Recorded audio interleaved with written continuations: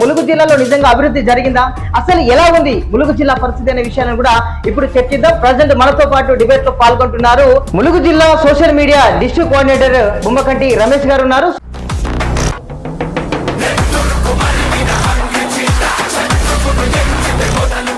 అన్న నమస్తే. అన్న నమస్తే. ఎట్లున్నారు రమేష్ అన్న? బాగున్నా. నిజంగా బాగున్నారా? Very happy.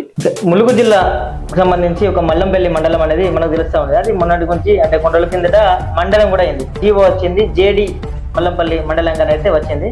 ఒక ప్రతిపక్ష నాయకుని పేరును పెట్టడం వల్ల నా పార్టీకి నష్టం జరిగే అవకాశం ఉందా? దీన్ని ఎట్లా చూస్తారు? జగదీష్ గారు మల్లంపల్లి వాస్తవ్యులు.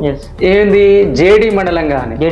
జేడి మండలం కావడానికి ఇక్కడ అక్కడ ఒక ప్రజల యొక్క ఒత్తిడి ఏం లేదు, కానీ ప్రతిపక్ష వ్యక్తి పేరు మండలానికి పెట్టడానికి ఎవ్వరు కూడా సాహసం చేయరు. గడుసున్న నాయకురాలు సీతక్క లేదు, ఆయన ప్రతిపక్షము గాని ఏ పక్షమన్నా గాని నేను ప్రజాపక్షమే, ప్రజల యొక్క ఆకాంక్షలు కూడా మనం గుర్తించాలి.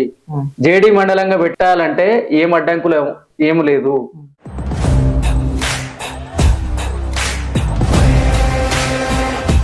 దానిని దృష్టిలో పెట్టుకుని జేడి మండలంగా ఇమ్మీడియట్లీ ప్రభుత్వం నిర్ణయం తీసుకున్నది, ప్రకటన కూడా జరిగిపోయింది. అంటే కేవలం ఒక గ్రాఫ్ కోసమేనా లేకపోతే ఎట్లా చూస్తుంది? అంటే గ్రాఫ్ కోసం ఏది ఉంటే సీతక్క మండలం అని పెట్టుకున్నాం. కేసీఆర్ కాళేశ్వరం కట్టిండు, లక్షల కోట్లు దోచుకున్నాడు, ఫామ్ హౌస్లో పోయి పంటాడు. ఇప్పుడున్న మినిస్టర్ గారు గ్రామ గ్రామం తిరుగుతున్నారు, ఆ గ్రామంలో ఉన్న సమస్యలు ఆమెకు చెప్తున్నారు. అలా అని సమస్యలే పరిష్కారం అయితలేవని కాదు కదా. ఇప్పుడు అభివృద్ధి అనేది రోజు రోజు వారీగా జరిగితేనే అభివృద్ధి అవుతుంది. ఒకటేసారి జరిగితే అభివృద్ధి కాదు, వినాశనం అవుతుంది.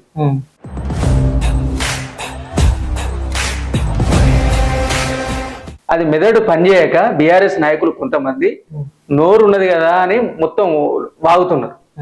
నోరును అదుపులో పెట్టుకొని మాట్లాడితే మంచిది.